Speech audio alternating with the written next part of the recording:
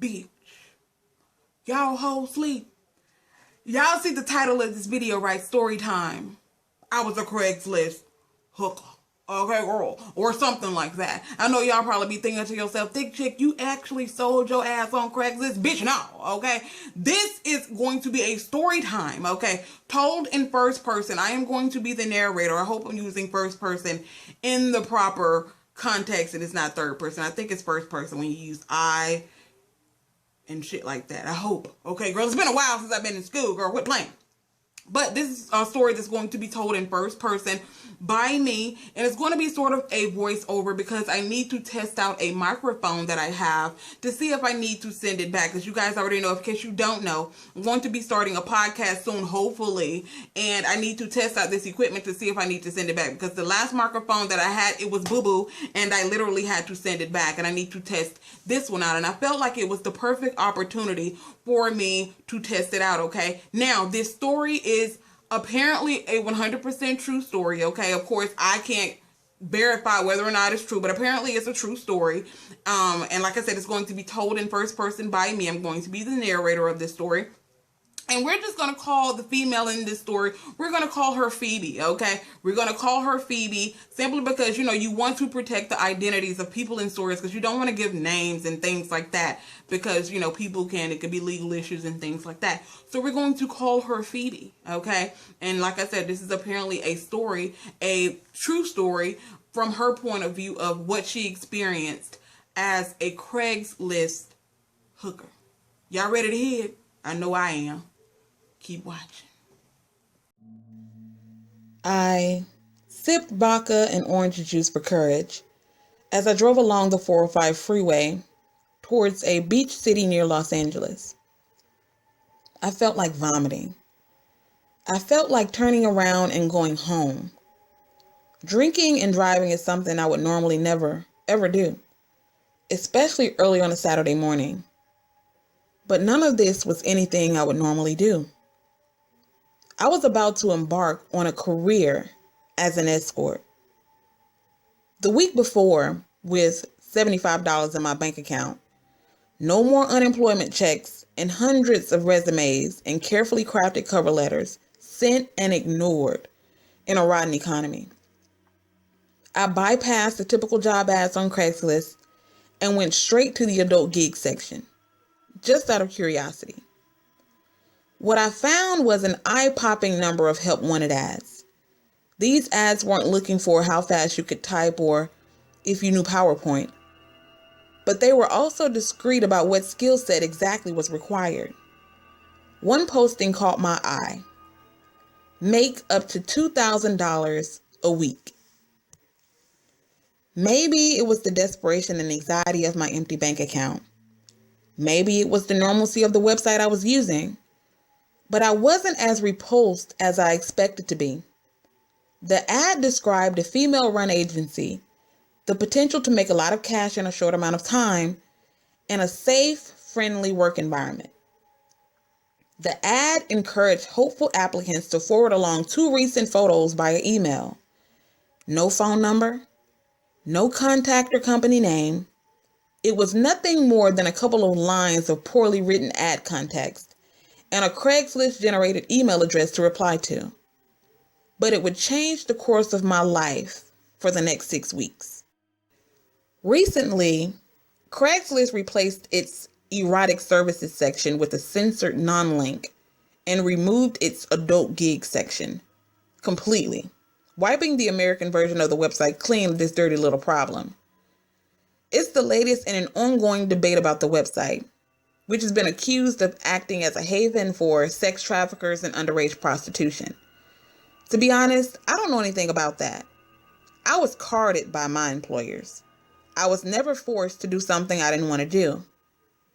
What I do know is that the ads on Craigslist made it easy, yes, too easy, for a naive woman like me to slide into a dark and illegal lifestyle. In the world of escorting, essentially straight up prostitution, Craigslist was the Walmart. Everybody said that. That afternoon, I sent an email with 2 attached photos, thinking I'd never get a response. In 20 minutes, I got a call from a blocked number. The woman on the other end of the line was very straightforward. She asked my age, height, and weight. Have you done this before, she asked. Sex? Well, yeah. No, I mean shows. It's an adult industry term. It means meeting with the clients, she said. Oh, no, I said. But I'm a quick learner. I cringed to hear myself fall into interview mode. She quickly explained how the agency worked and then asked if I could meet in person. It was a whirlwind of information to take in, so I simply replied, yes. You'll be meeting with Mario. Be sure to wear something cute, bring your makeup bag, and take a shower before you come. I thought to myself, who doesn't take showers? That should have been my first clue that I had no idea what I was getting myself into. As I drove to meet the driver at the meetup location for a quote-unquote training, like meeting with clients and shows, all of the words were comically bland and imprecise. Voices in my head began to scream. My parents will disown me. What if my friends find out what I'm doing? You have a college degree. Why are you doing this? I chugged on the vodka, thought about pocketing $2,000 a week, and plowed ahead. Mario was a big African American man. He was the type of guy you'd see in LA bodyguarding, young starlets or working as a bouncer at some Sunset Strip nightclub. Mario isn't his real name. I've changed all the names to protect the privacy of the individuals. But I'm pretty sure the name he gave me wasn't his real name to begin with. Not much is actually the truth in the escorting world. I met Mario at a park bench just outside a strip mall restaurant. There was another girl doing the in-person interview who introduced herself as Rose. She looked as scared as I felt. Later, I found out she left and never came back. We drove to a seedy motel on a busy street, where Mario handed me a wad of cash and simply said, "Go get a room." It was surreal. On TV and in the movies, upscale escorts always have a somewhat charmed life. I remember watching Diane Sawyer interview Ashley Dupree a few years ago and thinking, aside from the whole illegal issue, being an escort seemed almost nice. Didn't escorts stay at the Four Seasons or the W? This dump wasn't even the Days Inn. I had stupidly assumed that there was a difference between being an escort and being a prostitute. Turns out it's all semantics. While everyone in the world used the term escorting and the P word was completely forbidden, I would soon learn there was really no difference. So I booked a room down a dark hallway in the very back of the complex. It reeked of Pine Sol, as if the carpet and bedspreads had been soaked in the stuff. Ant traps peppered the bathroom and bed area. I was a little scared just to sit on the bed. It was disgusting. I was disgusted with myself. Suck it up, I thought. Like it or hate it, I had run out of options. Mario told me to take my clothes off and show him what I could do. He sat on the bed naked and waiting. Someone way more erotic than my usual self must have taken over my body at that moment, because I suddenly didn't have a single worry about stripping down to my lacy bra and thong in front of a complete stranger, though Mario had to nudge me to go further. I thought guys liked it when women played coy, I said, clearly stalling for time. Not when they're paying for it, Mario said, laughing. When we finally had sex, aka the training, I felt very little. I wasn't happy or sad. I just felt numb. The woman who initially called me turned out to be Lisa, the booker. Lisa answered all the client phone calls and emails and placed all the ads on Craigslist, Backpage, and other websites. She and Mario were in constant contact. Every time one of his 3 cell phones alerted him of a new text message, I became more and more nervous. A new text message potentially meant a client was on the way. As I waited in the hotel, My anxiety flared. In the meantime, Mario had plenty of time to critique me. "Your dress is way, way too long," he said, giving me an up and down look that I would soon become way too familiar with. "Plus, you don't look all that sexy." "What's wrong with my dress?" I asked. "I thought my dress was cute." "You need shorter dresses or booty shorts. Do you have anything like that?" "No," was my curt reply. "Well, okay," Mario said hesitantly. "We'll see how this goes." I got lucky and unlucky that night. 4 men showed up at the door that afternoon, and they all left within minutes, if not seconds. Money made, zero. "I think they all thought you were a cop," Mario said. "You just don't look like an escort in that outfit. And seriously, you need to work on upping your makeup. You need to look like the fantasy girl they can't get in real life. You look like the girl next door." So basically, they wanted me to look like a naked Kim Kardashian. I was more of a fully clothed version of Blossom's May and Malik. There was no question this gig didn't come naturally to me. I was used to 8-hour days at a desk job. I spent my life wanting to look nothing like a prostitute. Was it weird that I took a certain pride in being told I'd succeed? But that wouldn't help my bank account. I went home that night without a cent earned. Before I even got to my apartment, Lisa had sent me emails directing me to makeup application YouTube videos and links to an online shop called Yandy, where I could buy the type of clothes I suddenly needed to invest my last measly dollars in. It was like the Forever 21 for aspiring call girls. The following week, we drove to the same seedy motel. I was again handed a wad of cash and repeated the same check-in routine. Over the next 6 weeks, this is the part of the transactions I would dread the most. There was a reason to be nervous too. Eventually, Mario and I were banned from at least 3 motels, and others were so sketchy that Mario said we would not be going back. As my driver, Mario was part bodyguard, part therapist, and in a strange way, part confidant. The first time a client stayed and paid, it was so much different than I expected. In fact, it was almost easy. Granted, I'd run through so many worst-case scenarios. In my nightmare, the client turned out to be an undercover cop and I landed in jail. That it was a relief to see an average 30-something guy simply looking to get some action on his way home from work. He handed me a prearranged amount of cash, $150 for a 30-minute show, and took off his clothes, and I pulled the bedspread down, counted the money, and hid it away in a drawer. There was something about that money hitting my hands that changed my idea of what escorting really was. It was simply a transaction. I've been so cooked up about the shame and the indignity of it all. But it almost felt more like a high school job at my mall clothing shop than a taboo illegal act. He handed me the payment, and I provided the service. The first encounter was a blur of nakedness. I was so nervous, I'm sure I was visibly shaking. Of course, none of this mattered to the client. He didn't know if he was my first client or my 100th. He was there for just one thing, and like bing, bang, boom, it was over. From the knock at the door to the client leaving, it literally lasted less than 15 minutes. He seemed happy, and I had some money. I was also, finally, initiated as an escort. I would quickly learn that there are 3 types of clients. The good ones, 85%, the bad ones, 10%, and the crazy stalker, awful ones, 5%. For the most part, the work itself wasn't hard.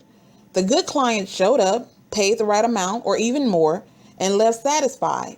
The bad clients tried to renegotiate the donation or were just too forceful. The terrible clients were an entirely different story. Several of the worst clients I saw were doctors, like the guy who insisted I dominate him and creeped me out so much that I had to ask him to leave. So much for that amazing marriage material you always hear about. By the end of my run as an escort, I had wrangled about half a dozen regular clients. and I had begun getting to know them and their lives. In fact, each of those guys became sort of like a friend, not a real life friend, but someone I could keep a running dialogue with about seeing a certain movie the week prior or plans for the weekend. And I might even look forward to seeing them. These were also the men who usually had a higher starting donation fee and often tipped really, really well. But regular clients were tricky.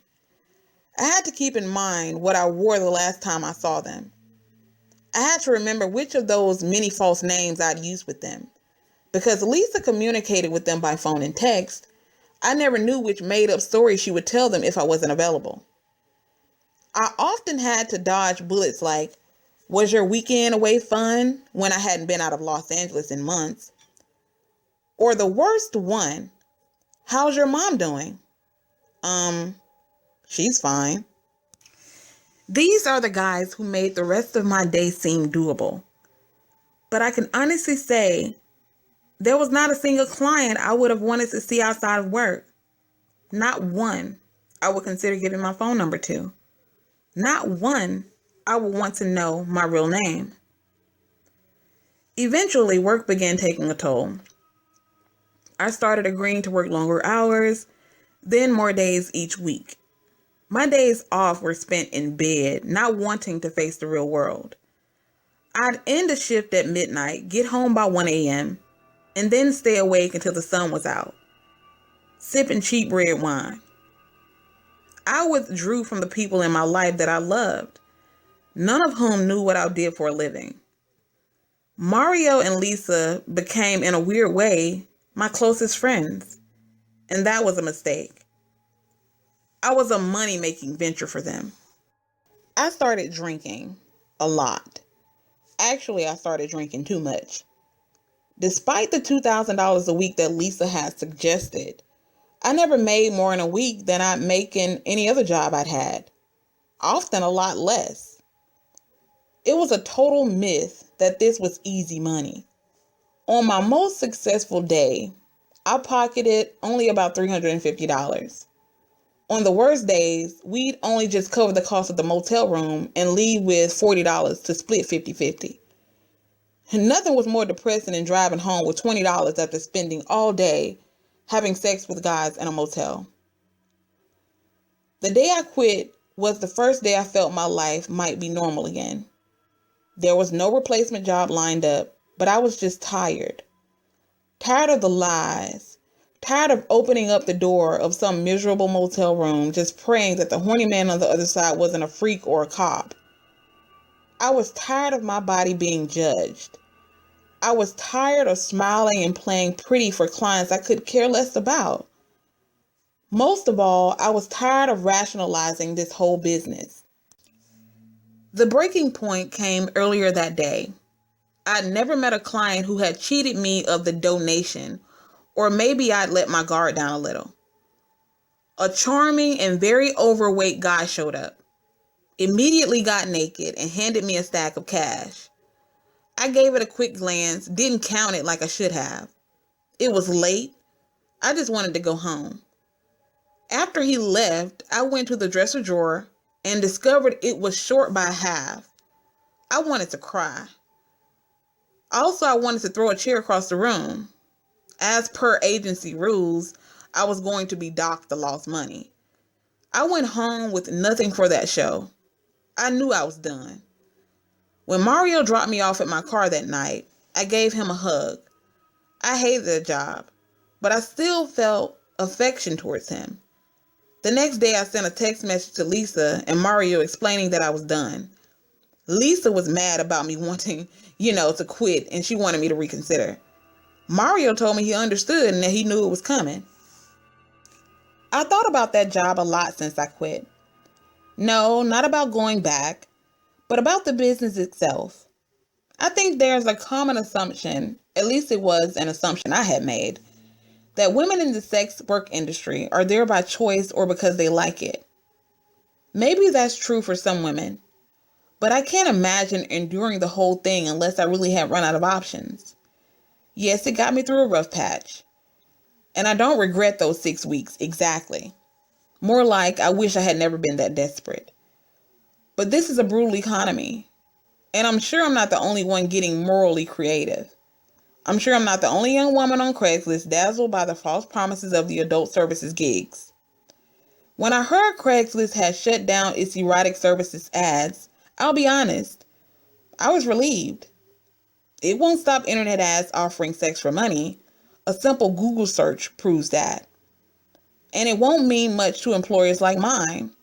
A while ago, when I asked Mario what he thought about the Craigslist debate, he told me they just advertise elsewhere.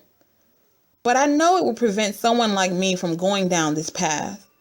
The Craigslist ads were just right in front of my face each day. One simple click took me from legitimate job ads into the escort work. I know I got off pretty lucky and got out of this relatively unscathed. But I also know that plenty of other women aren't so lucky.